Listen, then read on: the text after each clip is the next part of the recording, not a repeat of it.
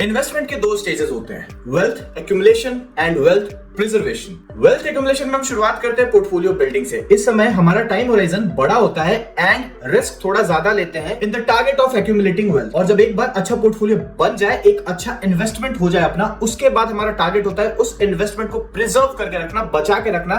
फिर हम इस्तेमाल करते हैं वेल्थ प्रिजर्वेशन स्ट्रेटजी। इस वीडियो में हम बात करने वाले हैं वेल्थ एक्यूमुलेशन स्ट्रेटजी के बारे में, किस तरीके से एक छोटे से अमाउंट को इन्वेस्ट करके एक बड़ा रिटर्न कमाया जाए। यहाँ पे मैंने एनालिसिस किया है, 1 लाख रुपए को लेके आप रेशियो के हिसाब से अपना अमाउंट एडजस्ट बिल्कुल कर सकते हो। एंड यहाँ पे हम कंप्लीट लॉजिक के साथ बात करेंगे कि जो भी चॉइसेस हम बना रहे हैं क्यों बना रहे हैं। लेकिन please do your own analysis before investing in anything. Well, यहाँ पे मैं कोई भी इंडिविजुअल स्टॉक या फिर कोई भी ऐसा म्यूचुअल फंड का रिकमेंडेशन नहीं दूंगा। तो अगर आप ऐसा सोच रहे हैं कि मेरे को कोई स्टॉक या म्यूचुअल फंड का रिकमेंडेशन मिलेगा, ऐसा नहीं होने वाला है। नमस्कार, मेरा नाम नितेश है और आप देख रहे हैं मनी विद्या। अगर पर्सनल फाइनेंस, ट्रेडिंग और स्टॉक मार्केट में आप इंटरेस्ट रखते हैं तो इससे रिलेटेड हम वीडियोस लेके आते रहते हैं। तो please do subscribe to the channel and click the bell icon. Well, अगर 1 लाख रुपए हमारे पास में है तो first investment choice will be low cost index ETF, और उसमें हम 30,000 यानी कि 30% ऑफ द अमाउंट को इन्वेस्ट करेंगे। पहला 30% हम इंडेक्स ETF में इसलिए इन्वेस्ट कर रहे हैं क्योंकि इंडेक्स ETF एक बेंचमार्क है। तो इकोनॉमी और कंट्री जैसे जैसे ग्रो करेगा, मेरा कैपिटल, मेरा इन्वेस्टमेंट भी उसी तरीके से ग्रो करेगा। यहाँ पे रिस्क काफी कम होता है एंड रिटर्न काफी स्टेबल होता है। एंड इसकी सबसे खास बात यह है कि सिर्फ एक इन्वेस्टमेंट से हमें एक डाइवर्सिफिकेशन का अच्छा खासा एक्सपोजर मिल जाता है। This will be the first choice.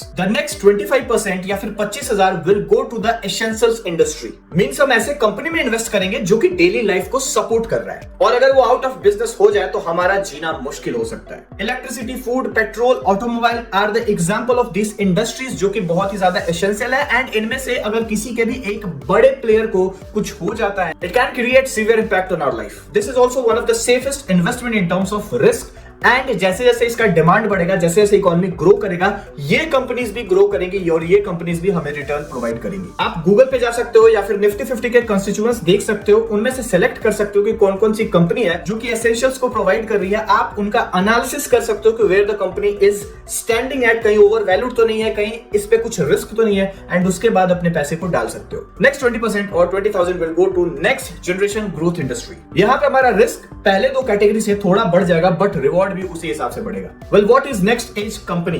Well, वैसी कंपनी जिनका डिमांड फ्यूचर में बढ़ सकता है एंड फ्यूचर में वो काफी अच्छा परफॉर्म कर सकते हैं और काफी अच्छा रिटर्न दे सकते हैं। EV, drone, AI, these are the fields जो कि अभी बूम पे है and with future development return के चांसेस ऐसे इंडस्ट्री में बहुत ही ज्यादा है। You can do your own research and invest in these related businesses. But यहाँ पे एक डिस्क्लेमर है, अगर आपको कोई ऐसी कंपनी दिखती है, please do good analysis before investing. मैं ऐसा क्यों कह रहा हूं? बिकॉज जो नेक्स्ट एज ग्रोथ कंपनीज होती हैं वो ऑलरेडी ओवर वैल्यूड होती हैं। तो ऐसा भी हो सकता है कि आप जिस कंपनी में पैसे डाल रहे हो वो ऑलरेडी ओवर वैल्यूड है एंड वहां पे इन्वेस्ट करने से आपको कोई फायदा ना हो।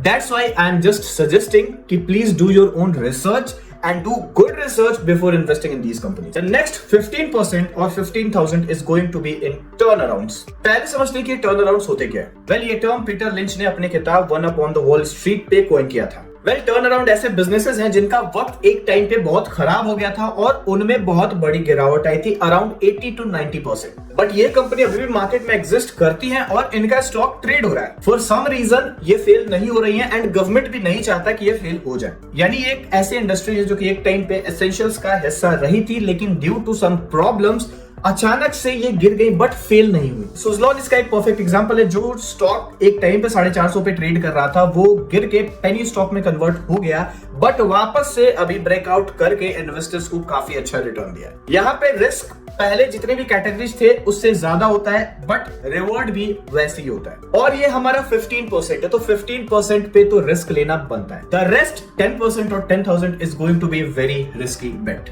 हम यहाँ पे डेट फ्री पेनी स्टॉक्स में इन्वेस्ट कर सकते हैं। ऐसी कंपनी जो पेनी स्टॉक है और डेट फ्री है, हम ऐसी कंपनीज में इन्वेस्टमेंट कर सकते हैं। ये हमारे कैटेगरी का सबसे ज्यादा बड़ा डेंजरस इन्वेस्टमेंट है, बट इसका रिवॉर्ड भी उसी तरीके से रहेगा। बट इसमें इन्वेस्ट करने से पहले कुछ चीजों का ध्यान रख ले। पहला, इसमें जो डेट हो या तो नहीं हो या फिर ना के बराबर हो। द सेकंड थिंग इज कि यहाँ पे एटलीस्ट कुछ कैश फ्लो इन्वॉल्व हो। मींस जो कंपनी जिसपे आप बेट कर रहे हैं, of course this is like betting only, वो किसी ना किसी बिजनेस में इन्वॉल्व हो। एटलीस्ट ये 2 चीज तो होनी चाहिए। तो यहाँ पे हमने 5 कैटेगरी की बात करी। पहला था इंडेक्स फंड इन्वेस्टिंग, दूसरा था इन्वेस्टिंग इन एसेंशियल्स, तीसरा था नेक्स्ट एज ग्रोथ कंपनी, चौथा था टर्न अराउंड एंड पांचवा था पेनी स्टॉक। आप अपने रिक्वायरमेंट के हिसाब से इसको कम या ज्यादा कर सकते हैं, आप जिस भी एज ग्रुप में उस हिसाब से, या फिर आपको जिस तरीके से एक्सपोजर लेना है उस हिसाब से।